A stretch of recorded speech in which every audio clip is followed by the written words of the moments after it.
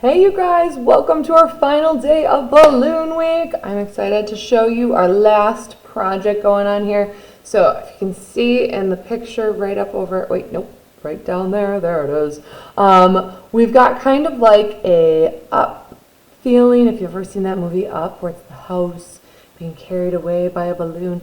Now you don't have to make yours look like Up per se. In fact, it could even be fun to design yours so it looks like your very own home, whether it's a home you live in right now or a home that like you design for yourself for the future. Get creative, have fun. You know that's always our theme, right?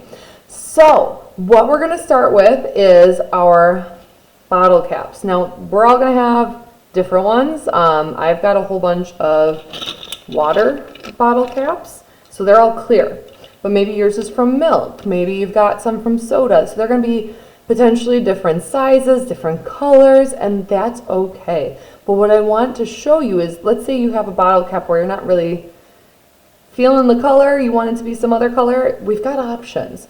So out of our art supplies that we got, a way I found that we can do this is to actually take and just use our pencil, pen, Sharpie, whatever you have, and I'm just going to trace the circle on that piece of paper. Now because I traced the outside, obviously the circle's a little bit bigger than the actual bottle top itself, and I need it to be smaller because I want it to fit onto the inside here. So what I'm going to do when I cut this circle out is I'm going to actually cut inside of that line by like maybe a millimeter, so just a tiny little bit, cutting on the inside of it instead of around the outside like we normally would. So that's what I'm doing here, just kind of cutting. I don't know if you can see that on camera very well, but here's my line, and here's just a little bit in where I'm cutting. So cutting the circle out, then I'm going to take the glue that we got to glue the inside of my bottle cap. Set that off to the side. And get that glue out.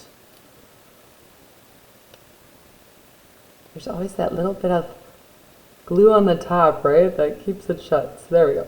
Open that up. And I'm just going to put some glue on the topmost edge of the inside and just set my color right on in there. Tuck it on in, and now I've got a different color of balloon, right? There's other ways. This is just one way I came up with for the supplies that we currently have, but maybe you have paint at home and you want to paint your bottle caps. Maybe you have colorful Sharpie markers or other markers you want to use on yours. There's so many different ways we can do this, or if you just like the color of your bottle caps, you can just use them as is too. Another thing I should mention, let's pretend you don't even have bottle caps. So that's okay too, because you could just cut those balloon shapes out of your different colors of piece of paper. They're not going to be three-dimensional sticking out like this, but it still works, right? That's the beautiful thing about art, is there's so many things we can do to make it unique and make it individualized for ourselves. All right, so once those are kind of set up and drying, wherever you have them, I'm going to set them over to the side, pretend they're all, I just made them all, there we go, they're off drying over there. The next thing that I chose to do was to make the house. And I did choose to make a house that kind of looked reminiscent from the movie Up. So we've got the yellow house with the little window and the red roof. I might still add a little bit more to it. Maybe I'll add a window, the green grass down below. Up to you.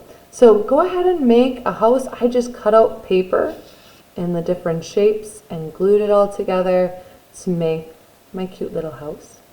When I was putting it on my background then, what I chose, I'm going to flip this over so you have a clean slate here. I chose to put it at a bit of an angle, as you probably noticed before. I feel like when it's straight up and down like this, it looks kind of like how it actually would look if a house was on the ground, right? Like you could imagine if there was a line there, it would look like a house on the ground.